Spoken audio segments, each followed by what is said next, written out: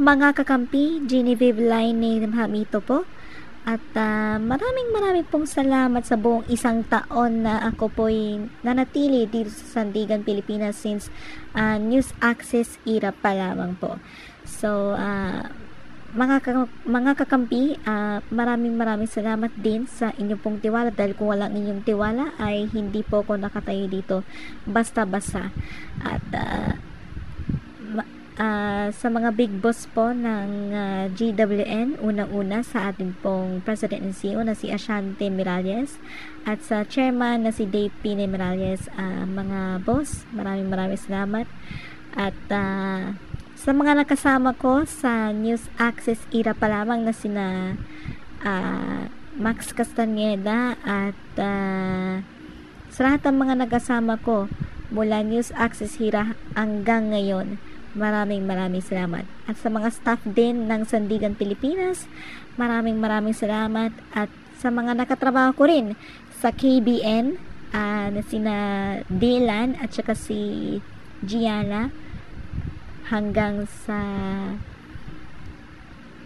unang pagtungtong ko dito sa GWN, maraming salamat talaga. At simula po sa Lunes ay may makakasama po kayo na panibago na kasangga dito po sa Sandigan, Pilipinas. At yun ay wala na iba kundi si Jill Solis Cortez.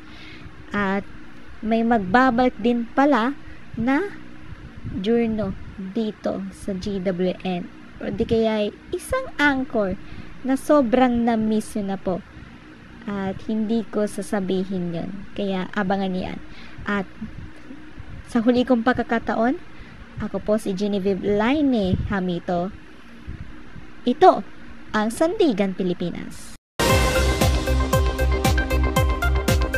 So yun na nga, Genevieve, salamat sa iyong pamamalagi dito sa SB for the past 1 year. At nga pala pare, isang taon na siyang umabot dito sa ating programa, pero mga kakampi, mapapanood pa rin natin siya sa iba pa niyang mga programa katulad ng News Access Weekend sa MNN at Hirit na Bayan sa MLBN. That's right paring Max.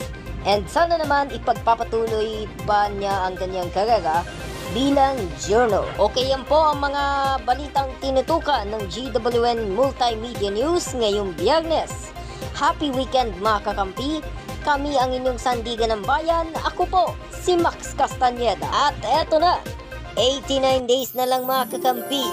Pasko na! Para sa patas na pagbabalita at paghahatid ng makabuluhang impormasyon na dapat ninyong malaman. Ako po si Christoph Myers.